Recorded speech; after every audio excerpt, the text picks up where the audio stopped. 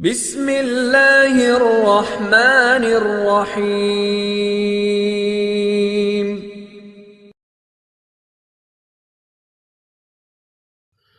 السلام علیکم، میرا نام ہے محمد یاسر رفیق اور آپ دیکھ رہے ہیں اسلام از پرفیکٹ لائف۔ عبداللہ طاہر جب خراسان کے گورنر تھے اور نیشاپور اس کا دارالحکومت تھا تو ایک لوہار شہر خراج سے نیشاپور گیا اور چند دنوں تک وہاں کاروبار کیا، پھر اپنے اہل و عیال سے ملاقات کے لیے وطن لوٹنے کا ارادہ کیا اور رات کے پچھلے پہر سفر کرنا شروع کر دیا۔ انہی دنوں عبداللہ طاہر نے سپاہیوں کو حکم دے رکھا تھا کہ وہ شہر کے راستوں کو محفوظ بنائیں تاکہ کسی مسافر کو کوئی خطرہ لاحق نہ ہو۔ اتفاق ایسا ہوا کہ سپاہیوں نے اسی رات چند چوروں کو گرفتار کیا اور امیر خراسان عبداللہ طاہر کو اس کی خبر بھی پہنچا دی، لیکن اچانک ان میں سے ایک چور بھاگ گیا۔ اب یہ گھبرائے، اگر امیر کو معلوم ہو گیا کہ ایک چور بھاگ گیا ہے تو وہ ہمیں سزا دے گا۔ اتنے میں انہیں سفر کرتا ہوا یہ لوہار نظر آیا۔ انہوں نے اپنی جان بچانے کی خاطر اس بے گناہ شخص کو فوراً گرفتار کر لیا اور باقی چوروں کے ساتھ اسے بھی امیر کے سامنے پیش کر دیا۔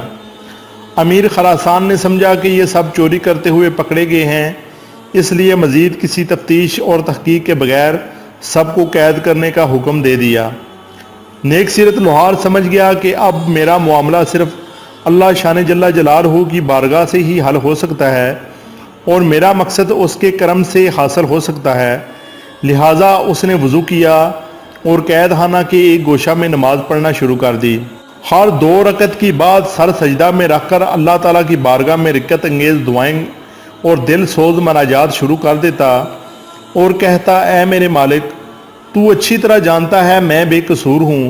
جب رات ہوئی تو عبداللہ طاہر نے خواب دیکھا کہ 4 بہادر اور طاقتور لوگ آئے اور سختی سے اس کے تحت کے چاروں پائیوں کو پکڑ کر اٹھایا اور الٹنے لگے۔ اتنے میں اس کی نیند ٹوٹ گئی۔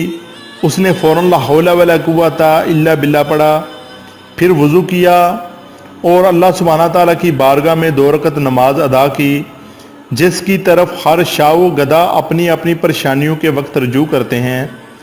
اس کے بعد دوبارہ سویا تو پھر وہی خواب دیکھا۔ اس طرح 4 مرتبہ ہوا۔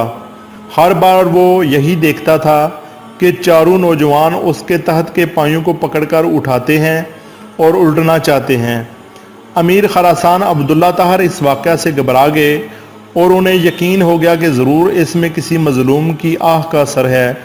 امیر خراسان نے رات ہی میں جیلر کو بلوایا اور اس سے پوچھا کہ بتاؤ، تمہارے علم میں کوئی مظلوم شخص جیل میں بند تو نہیں کر دیا گیا؟ جیلر نے عرض کیا، عالی جاں، میں یہ تو نہیں جانتا کہ مظلوم کون ہے، لیکن اتنی بات ضرور ہے کہ میں ایک شخص کو دیکھ رہا ہوں جو جیل میں نماز پڑھتا ہے اور رکعت انگیز دل سوز دعائیں کرتا ہے۔ امیر نے حکم دیا اسے فوراً حاضر کیا جائے۔ جب وہ شخص امیر کے سامنے حاضر ہوا تو امیر نے اس کے معاملہ کی تحقیق کی۔ معلوم ہوا کہ وہ بے قصور ہے۔ امیر نے اس شخص سے معذرت کی اور کہا، آپ میرے ساتھ 3 کام کیجئے۔ نمبر 1، آپ مجھے معاف کر دیں۔ نمبر 2، میری طرف سے 1000 درہم قبول فرمائیں۔ جب بھی آپ کو کسی قسم کی پریشانی درپیش ہو تو میرے پاس تشریف لائیں تاکہ میں آپ کی مدد کر سکوں۔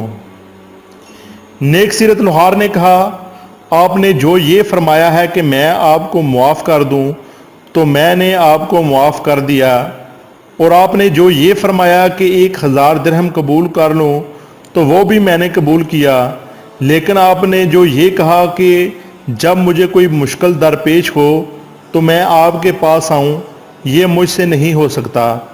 امیر نے پوچھا، یہ کیوں نہیں ہو سکتا؟ تو اس شخص نے جواب دیا کہ وہ خالق اور مالک شان جل جلالہ جو مجھ جیسے فقیر کے لیے آپ جیسے بادشاہ کا تحت ایک رات میں 4 مرتبہ اوندا کر سکتا ہے، تو اس کو چھوڑ دینا اور اپنی ضرورت کسی دوسرے کے پاس لے جانا اصول بندگی کے خلاف ہے۔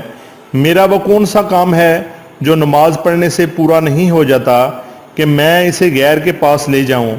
یعنی جب میرا سارا کام نماز کی برکت سے پورا ہو جاتا ہے تو مجھے کسی اور کے پاس جانے کی کیا ضرورت ہے؟